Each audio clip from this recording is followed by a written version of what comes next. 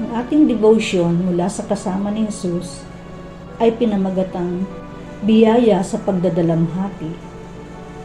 Basahin ang Exodo, Kabanata 16, talata 11 hanggang 11. Ganito ang kanyang sagot: ang pagpapala ko ay sapat sa lahat ng pangangailangan mo. Lalong nahayag ang aking kapangyarihan kung ikaw ay mahina. Pangalawang Korinto, Kabanata 12:9. Matagal na akong naglilingkod sa ministeryo at nagtatrabaho bilang isang counselor. Ginugugol ko ang di mabilang na oras, pakikinig at napapalibutan ng pagdadalamhati at kalungkutan ng iba.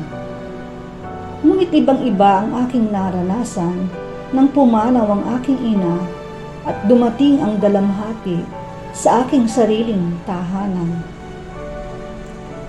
Parang naupo ang matinding kalungkutan sa aking sopa, nakisalo sa aking hapagkainan, humiga sa aking kama at sumama pa sa akin hanggang sa banyo. Kinailangan kong matutunan ang tungkol sa dalamhati sa pamamagitan ng pamumuhay kasama nito. Mahigpit magturo ang pagdadalamhati. Hindi ko pa naranasan kailanman ang ganitong katindi ng sakit at kalungkutan sa aking puso. At natutunan kong may mga sakit at kawalan na napakalalim at di kayang abutin ng anumang pang-aaliw mula sa kapwa-tao.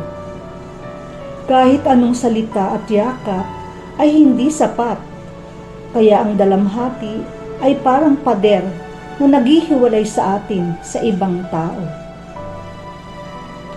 Ngunit ito ang pinakamahiwagang bagay na naranasan ko. Nadama ko ang pag-asa na kailanman ay di ko pa nakita. Sa gitna ng pinakamatinding lungkot, nakipagniig ako kay Hesukristo at sinalubong niya ako sa paraang hindi ko pa nararanasan. Natuklasan kong tunay ngang sapat ang kanyang biyaya tulad ng mana mula sa langit sa ilang. Sapat ang kanyang biyaya para sa araw na ito. Sapat ito para sa kasalukuyang sandali, ngunit hindi ko ito maiipon para sa mga susunod na araw. Kailangan kong magtiwala na sasalubungin ako ng biyaya ni Kristo araw-araw sa bawat paglalakbay ko sa disyerto ng buhay.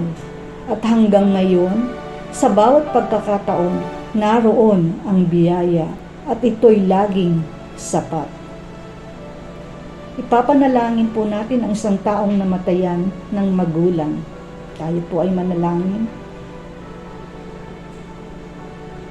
Panginoon, salamat po sa pagsama mo sa amin sa gitna ng matinding dalamhati. Nagtitiwala kaming sasamahan mo kami sa bawat sitwasyon. Amen. Atin pong isipin ngayong araw, laging kasama ko ang Diyos sa aking pagdadalamhati. Magandang araw po.